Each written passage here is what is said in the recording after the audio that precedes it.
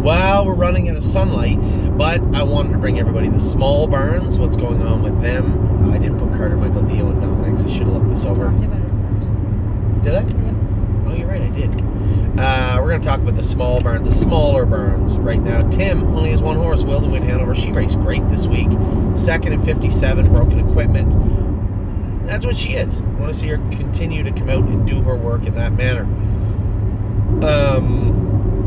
Adrenaline Rush back in to go, but drew the 8-hole on a half-mile track, so things aren't going well for Adrenaline Rush the last couple of weeks. We'll see if we can turn that around. Now we got Megan's barn. Megan had bad luck this week, but it was bad luck. Crantini making that break. Again, circumstance with that rail, position in the trailer. We all knew that there was a chance that would happen. I just hope to God he draws north of 4 in the Mohawk Millions. So we'll see how that plays out.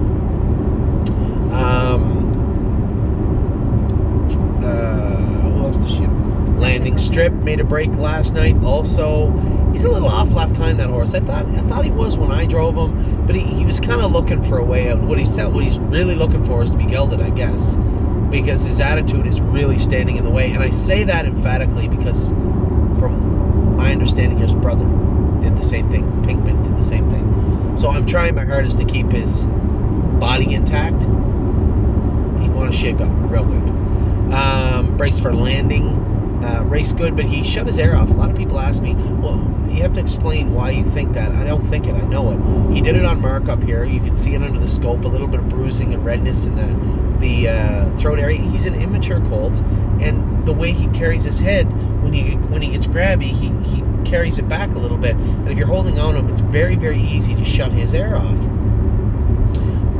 If you watch, the evidence is right in front of us. If you watch the replay from the other night, when Tim Tetrick is approaching the far turn, they're going a slow half in front of him, and you see him get out of gear and kind of back off the horse in front of him. That's a clear indicator the horse's airway is shut. He's not getting rough. He's not putting steps in. He just felt fumbly, he said. Scope the horse. You see the redness there. It's not Tim's fault. It's just the way it is. Now, when I drove him, I know him. I just kept him quiet and let him float over to the front. Once you get to the front, you can let him relax. But he's still learning. And with all those horses, when you grab them to put them in a hole, they go half 59 or 58 in a piece at the metal-ends. Yeah, all those things lead to exactly what I just said. So you can see it in the video, you can see it in the scope, and you can see exactly why it took place. So what's next for Brace for Landing? I don't know. A 2-year-old race, maybe. He could go to Kentucky. The kindergarten's in November. Do we keep him rolling right into November? I don't know. It's possible. I think the easiest way to find out is just let him tell us. So that's what we'll do with Brace for Landing. Tactical Mounds was awesome. Little hot coming to the half. Mark said, you can be firm with her mouth. You know, we trained her down, and I know her. You can seesaw her a bit and bring her back. I know that Timmy would stretch Mark off over to the half a little bit. Mark said, you know what, if I just let her rattle around the last turn on there, 124 in a piece, I go mount 54 and 3, 54 and 2. Maybe Timmy beats me, probably does, but I guarantee I'm second. And I think that's a fair synopsis. She did let him back in the last turn, but didn't have that final quarter sprint after that first 3/4 of a mile. So she got picked off. She was dead heated in third. It's certainly no disrespect or not disgraceful in any way to the filly. She raced great. I think she's going to be a tremendous 3-year-old. I still think there's something there as a 2-year-old. I'd like to see her put a good mark on because she deserves it. She's raced very, very well at the Meadowlands. Who was Megan's last horse? Crantini. I got Crantini first. Is she only a 4 right now? Oh, then that's her horses. Massive Profit, Mopar Baby. Mopar Baby might. No, she's not back to the farm yet, but she's leaving soon to go back to the farm. And Massive Profit, I'm going to need to see him do something more this week. He looked like he really didn't want to put him in the race the other day. Short field. Maybe he was outmatched. I didn't look at the race beforehand. I think he was like 6-1 or something morning line. You need to put him in the race. Put the horse in the race and race him, and then we'll see how he's going to do. And if you can't put him in the race because he's getting too tough, then we need to find a new place for Massive Profit. And I love the fact that Ross Leonard, we're going to continue to work with Ross Leonard. Guy's a nice guy to deal with. Clearly a good horseman, and he's an owner. I noticed he's buying shares up at Massive Profit too. So I know he only wants what's best for the horse. So if he can't do there, we may have to put him somewhere where he can, and that would be up to Ross. I'm sure he has more than enough reason now to say, hey, he's struggling in these classes. I see a lot of these horses leaving Indiana. It's an opportunity for us where Indiana has a lot of horses that can do well in the bottom and the top. The middle is a shark tank, and a lot of people are getting out and selling their horses. This is how we got Bravura. This is how we got My Sweet Nini. I think we need to be on the lookout for some more of these horses doing this, because they are very effective in other places, just not in Indiana. So again, using that chessboard to our advantage might play a significant role moving forward. Nice car, flat tire. This poor old bugger's going to walk to get his tire fixed. I don't know. I can't turn around. It's a highway. That sucks. So More Than You Know is not with Meg anymore. Patrick de Piranha A continues to crush. Continues to do very, very well in the state of Massachusetts at Plain Ridge Raceway. Super happy. Always happy with Mark and the job that him and Melissa do. They're great to work with. Patrick de Piranha has been great. I'll tell you who hasn't been great is Twin Bee Habanero. Has not been great. Still looking for him. I hope he finds a way. Mark, same as me. Mark says, I think he'll be all right. I thought for a year and a half, I just need to see more. I need to see more, and I hope Mark can get it out of him. I'll tell you who I didn't put leaps and bounds is now Jason's barn in Ohio. Many of you, not one person has asked, but I'll let you know anyway. I didn't put her in Lexington because I don't think she can win the final. I'm not shipping her all the way down there to find out if she can or she can't. Is she okay to race in the race later on? Do we race her in the Keystone Classic at the Meadows, or do we just kick her out? She's starting to eat real good, look real good in the barn. Keystone Classic, maybe? Maybe, we'll see. We'll see what this week brings. There's no firm plan with leaps and bounds. I would say she only has a race or two left this year, if any at all. Right now, she's at Northfield. She's starting to shine and look really good. We'll see what the rest of the week brings. Brett and Stacy Miller have... Mark Beckwith, good as him, was a winner the other day. He races tomorrow, I think. He's got the 8-hole or something in the winner's over. He's in tough, but...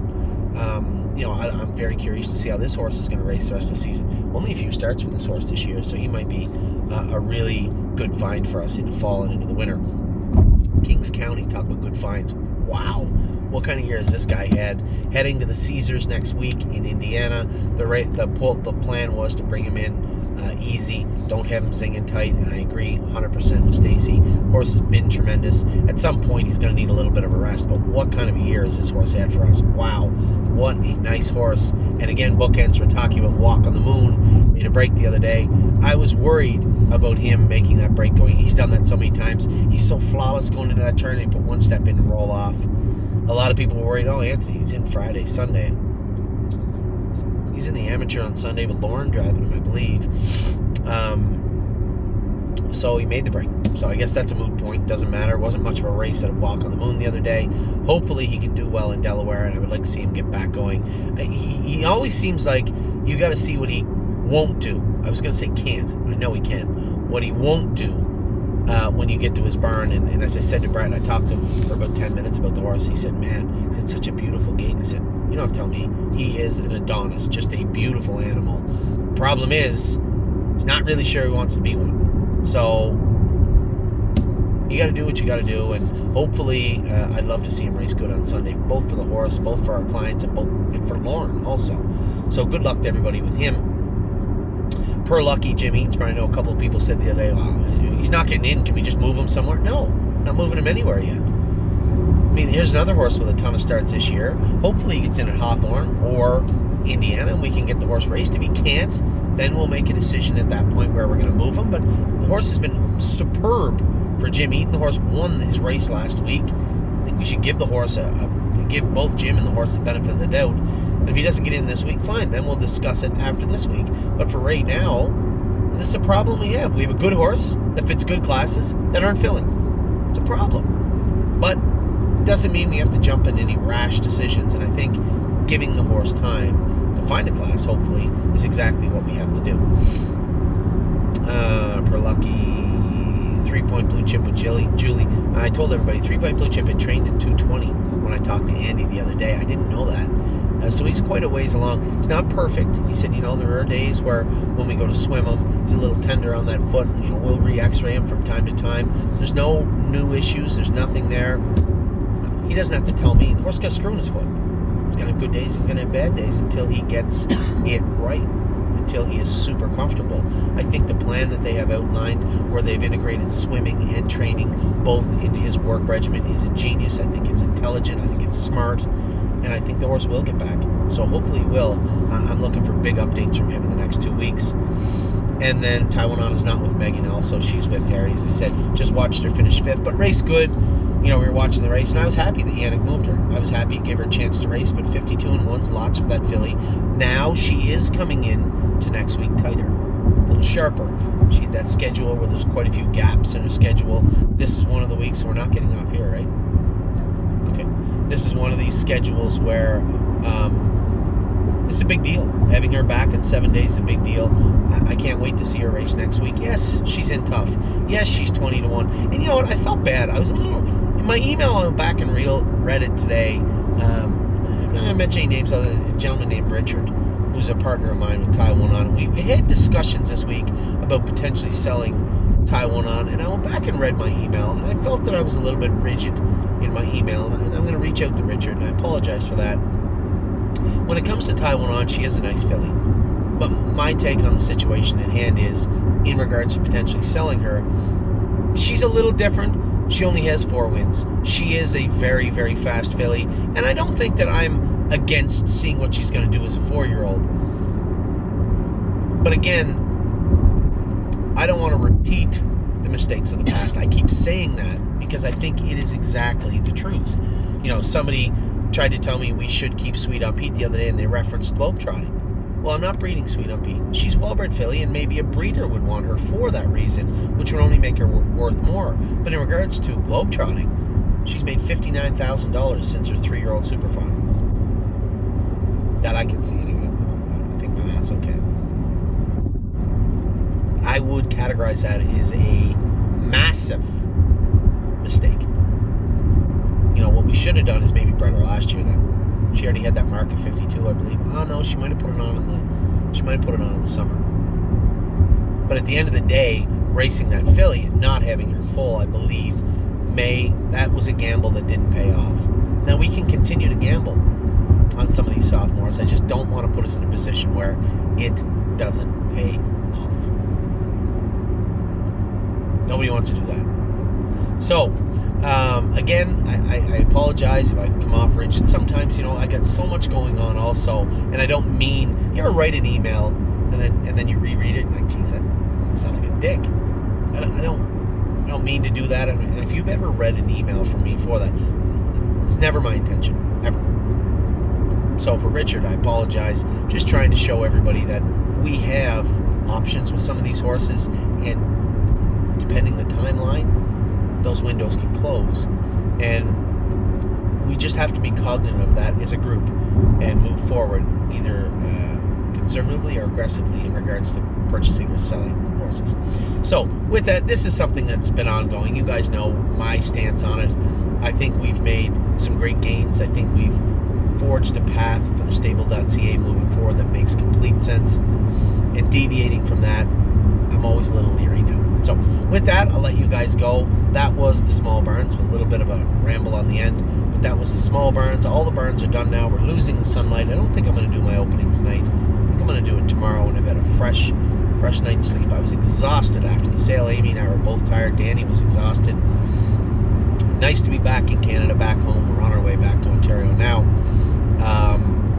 I have to go back to Delaware Monday, but Sunday I want to get those videos for you guys. So I'm going to finish them up tomorrow. The opening, the 2-year-olds, the 3-year-olds. I'll do that tomorrow. Take care.